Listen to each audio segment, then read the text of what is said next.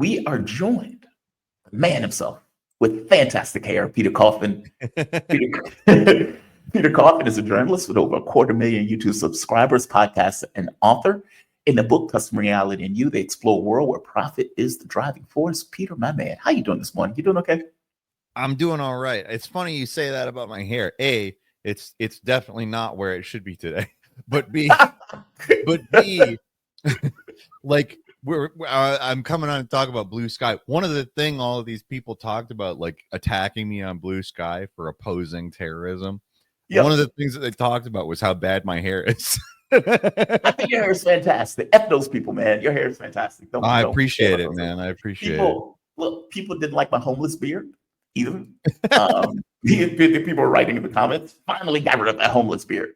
I felt some kind of way when I shaved that beard off. I was like, oh, my manliness has gone in the toilet with that. It's like you know, in the old days, it's like people with beards, it was considered manly, you know. Yeah.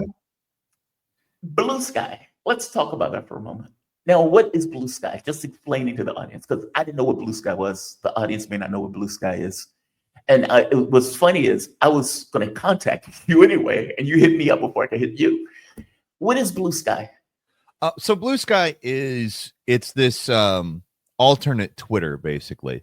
Okay. If you remember Truth Social, it's essentially Blue Truth. It's Truth Social for Blue MAGA. Basically.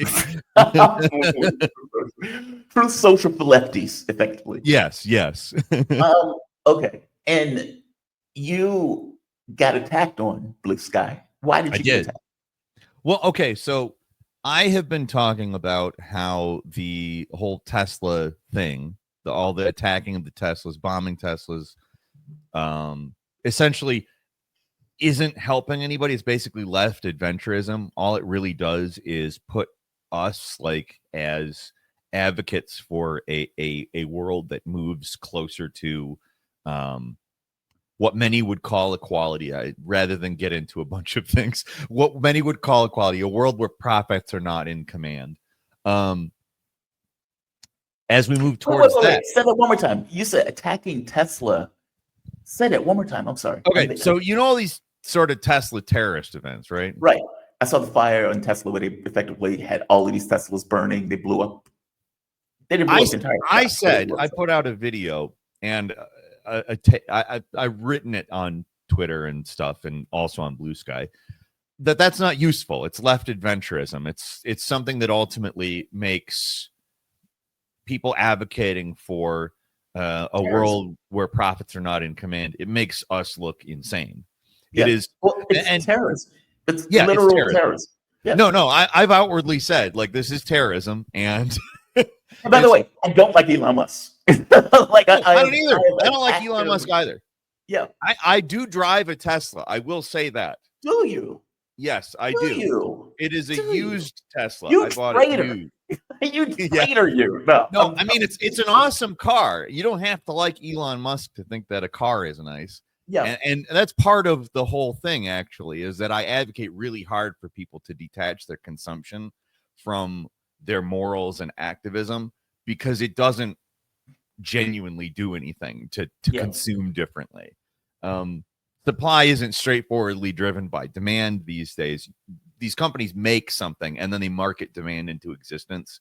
So like, while yes, there is some accounting for people's buying habits, it's not on the level that people think. Meaning it's ultimately not useful. Wait, I disagree with you on this.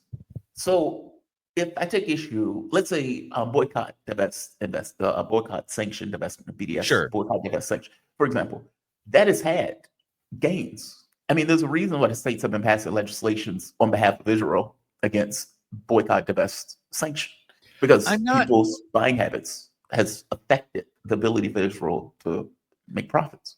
Well, I don't. It's like this is the example I use with that, where Israel, like everybody celebrated super hard when McDonald's pulled out of Israel, and it's like, well, it's a war zone. There's a reason why sales went down in the entire Middle East. Like there's wars going on.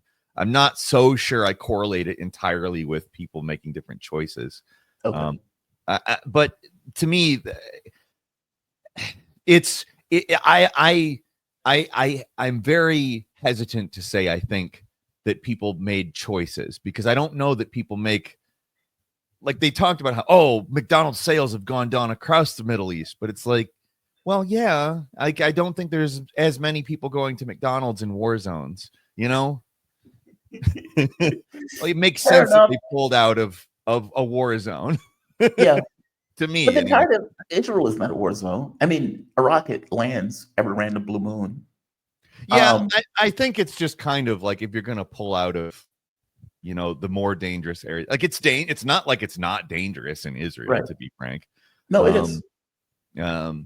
I don't pretend that, like, the people of Israel, the normal everyday person, are benefiting from anything that's going on that the state of Israel is doing. It's not like they're all being put in danger by their state. It's ridiculous. Right. But yeah. Okay, fair enough. But anyway, I've made that argument, and whether people agree with that argument or not, it's certainly not worth telling me I should die over. Right. Of course. And by the way, this is a problem with the left, right? Like, from my point of view, if you are having coordinated attacks against Teslas because you don't like Elon Musk, okay, that's terrorism. It's terrorism. It sows division. It creates fear among the people you should be trying to court for a mass movement. Like, it scares people. And then on top of it, it gives the state more reasons to crack down on dissent. It's just ridiculous. Yeah. Especially against Teslas. Like, Elon Musk myself. I think he is also not. deeply problematic. I mean, the idea of the richest man on the planet going after the poorest people in this country who are, like, on Social Security is outrageous. You can't cut your way to growth. Like, the thing that they're trying to do is create economic growth. You can't cut your way to that. It doesn't work that way. Dig into that. Explain that to the audience. What do you mean by that? So, first off, just to use a more localized example, I know you're in Virginia now, but DC is still close. DC, they've cut tons of government jobs, and it has had a massive effect on the DC economy. Like, I've seen news stories about how businesses aren't making the money that they were just months ago because people don't have money. Like, there's a lot of people with government jobs in Washington, DC, Mm-hmm. And apparently it has affected the economy there. Like, they've cut these things, and that slows down the economy. And their argument might be, well, in the long term, it will make things better. I don't think that's the case, because you have to be circulating economic power in order for the economy to be working. And when you cut, you slice off part of that cycle, and it can't go around like it's supposed to. You have to find, like, yes, I do agree that there are plenty of things that our government does that are worth cutting, but it's not, they're cutting into a lot of the things that should not be cut into. No, agreed. Like, if you build, under normal circumstances, the idea of building out railroads, building roadways, traffic riverways, those things allow economic growth, but you got to have the money to build them. Yep. You still got to build that stuff, right? High-speed rail, broadband. Like, that was the whole Build Back Better thing that Joe Biden was putting out, where he built no EV stations. Yeah, we never got any of that. Never got any of it, right? And Ezra Klein wrote the book on it. John Stewart was talking to Ezra Klein, and they were talking about, like, 10 steps that you had to go through, where it's like, you put out your proposal, the state comes back with theirs, then a regulator comes back with theirs, and the state and it's like, okay, dude, no wonder nothing got accomplished. I agree with you. You can't cut your way to growth. You have to, getting rid of waste, fraud, and abuse, fair enough. Firing all these people is not doing that. That is a different. It's not. It's ridiculous. Yeah. It's just like, it's frustrating, because the way that they've sold all of this is something that, like, it's technically good. There's tons of fraud and waste in our government. It's agreed. If you were to actually cost benefit analysis everything and cut the things that actually don't benefit people, that would be an ideal situation. But that's obviously not what they're doing. Let's go back to Blue MAGA for a bit. Yeah. This subject has fascinated me. It really has. And it's not just you, what they're attacking and, giving death threats to, which is, again, outrageous. It's like, hey, I believe that this is terrorism. You should die. It's like, whoa, where is this coming from, right? Yeah. Jake Uger is another really good example of this. So TYT, after the election, had a come to Jesus moment, especially Anna and Jake. And they were like, I'm not really on board for the trans kid stuff. I think it's a bad idea.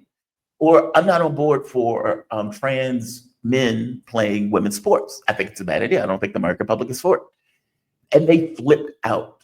The left media that is ostensibly known as, Democratic adjacent media, they lost their minds. Sure. Oh my God, I cannot believe you're saying this.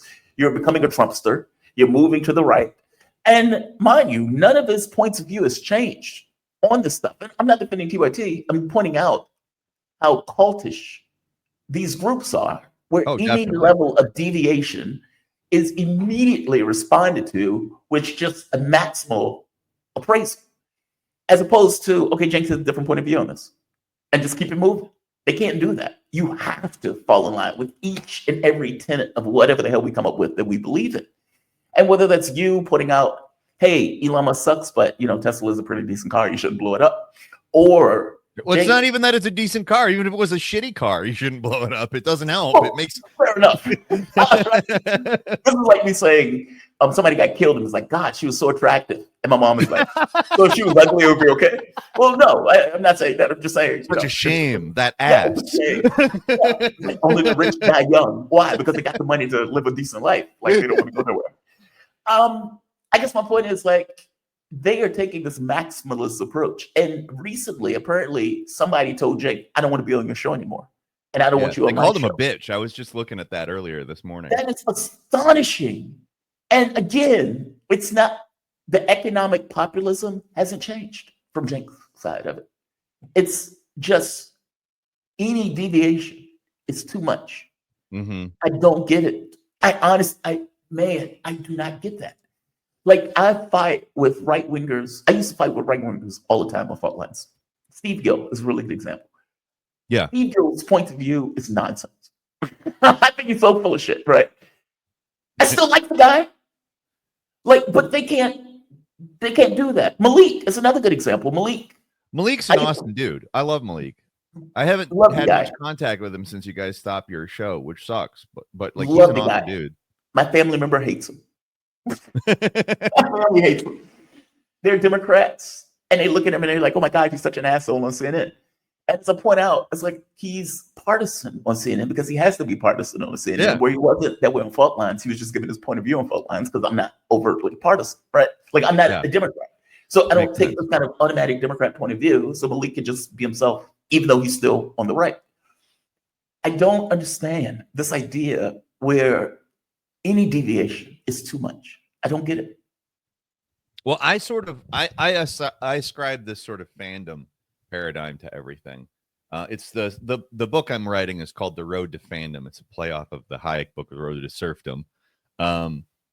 It's about how our primary social mode, in my opinion, is a sort of advanced form of consumerism, where the various types of things that we consume are our identity, our community, and essentially our entire belief system. And it goes back to what I was saying a little while ago, but the reason why all of these people refuse to allow any sort of deviation in view is because they're operating in the same way a Star Wars fan does about canon. Like, what is canon? What is actually real within the established universe of Star Wars or Marvel or whatever? Mm-hmm. You're contradicting canon. You're saying, like, well, actually, this part of it isn't good. And they're like, no, that's not the story. That's not how the story works. I'm sorry, but Emperor Palpatine was definitely there. I'm that guy about the way Star Trek. I'm that guy. It's that. That's what it is. Yeah. And it's that same viewpoint applied to everything, whether it's politics or current events or many things that are not technically consumption are treated like consumption now. They're treated like Star Wars or Marvel or what have you. And I think that's kind of where all this comes from. And the problem with that is it operates dogmatically, but the dogma itself isn't really set in stone, so it can change at any time. Like, whatever the official narrative is becomes the dogma, and it's flexible. Like, that's the thing that makes it scarier, in my opinion, than something like religion, because religion doesn't really operate that way. Religion has sort of they have holy books that are the dogma, like there are variations and like this church accepts all people type things, but they're ultimately like bound to the books eventually. Whereas, you know, Star Wars, they threw out an entire large amount of the canon when Disney bought it. They rebranded it Star Wars Legends and completely reset their canon, and they changed things, and people are all mad about it. But then after a few years, it's like, well, that's canon, so that's what Star Wars is. And you have people that will either defend or attack based purely on that, whether or not it is real and true in the Star Wars universe or not. And that's what we're looking at. It's me saying, yes, Elon Musk sucks, but I drive a Tesla, and so do a lot of normal people. I live in Minnesota, and holy hell, is this a blue ass, Tim Walz ass state? Yep. 3 out of 10 cars on the road are Tesla Model Ys here. Like it is. There are so many people here who I promise you hate Elon Musk. I promise. If I were to walk down the street and stop every Tesla I saw and ask, what do you think about Elon Musk? The chances of them saying he's a bitch are very high. Yeah. People who don't support a look the name, the guy, the great man or whatever, they might consume one way or another because they're buying things based on what they like or what they don't like, rather than based on an identity and the fact that their community is based entirely around this established canon. It's really pernicious because it ends up making it so that you have all of these different groups that are essentially acting like opposing fandoms, like Star Trek is so much better than Star Wars, or DC is so much worse than MCU. And yes, I'm not arguing one way or the other. But it's like that's how we're out now set up in society. Like Elon Musk and Trump and Tesla and all that, that's Star Wars. And like now I don't know who's doing EVs other than Tesla that's successful on any major level. But like whoever that is Star Trek now. It's like they're the good guys and whatever they do is good. These guys are the bad guys, and anything associated with them, anything even vaguely alluding to them, that's bad. And there's no gray area. It's one way or the other. But wasn't it always, and I want to say always that way, but isn't that just the way the political factions break down? Like you have people who are Democrats, you have people who are Republicans, they represent about 30% of the public, and they have their teams. We have the vagina het wearers on one side, and we have the Trump het wearers on the other. And they form cliques. Absolutely. And then you have the regular American public who doesn't really care and who only see Snapchats of whatever the hell we're talking about at the particular moment. Like, is it that? Like, meaning normal people will have certain points of view that go to the left and to the right. And they're not necessarily ideologically wed to either one. It's just, okay, well, what do we think is best in this particular moment? And to be honest, some have ridiculous ideas on things, right? I think for the most part, that's 100% what people are mostly like. And I think that this ideology I'm talking about mostly applies to where we would call team sports previously. It's kind of a market incentive / consumption version of tribalism is basically what I'm getting at. Yeah. What is that book going to be called, by the way? Just so the audience Road to Fandom. And I'm working on it. I'm a ways off from completing it, but I think it's going to be, as far as I'm concerned, it explains a lot of the craziness that we see. Like I got mass reported on Blue Sky and banned off of it for opposing terrorism. You got banned on Blue Sky for opposing terrorism. You know what's ironic about that? Is that lefties would complain about being censored on Twitter. Oh, they absolutely do. They complain and they act like, oh, they're so censorious. They don't allow the left-wing viewpoints there. And then I go there and I express something of nuance, not even of right-wing. I mean, obviously they consider it right-wing, but I think a normal person would probably, like a person who's nonpartisan and doesn't really pay attention to this shit, is like, why the fuck are people blowing up Teslas? I think that's probably what they when they see this stuff on the news, they go, why the fuck is this happening? Right. And the left is like, that's a great thing. Yeah. And they're like, yeah, it's awesome. But it's like, no, people like aspire to like own things that are nice. And like, I'm a random person. I'm driving around into Tesla. I think Elon Musk sucks. I think Trump sucks. And my car get blown up. And I'm like, what the hell? I mean, not to say there isn't an Elon Musk fandom of absolutely unbearable people who support Tesla purely because they support Elon Musk. Of course. That exists. I don't want to pretend they're the worst and they make the worst stuff on the internet. Like there was this song that I posted yesterday on Twitter that one of them made, and it was the most cringe thing I've ever seen in my life. It was called "Thank You, Elon Musk." It was thank you for destroying Social Security, Medicare, Medicaid. Thank you for finding all these workers. Thank you for the. It's like, okay, that's not a thank you moment. Yeah, what the fuck is wrong with you? What the fuck is wrong? But see, and this is the normie coming out of me. What the fuck is wrong with all of these people? Yeah. He is not somebody I aspire to be. There should be no billionaires if there's one homeless person. And I would argue there should be no billionaires at all. It skews our politics.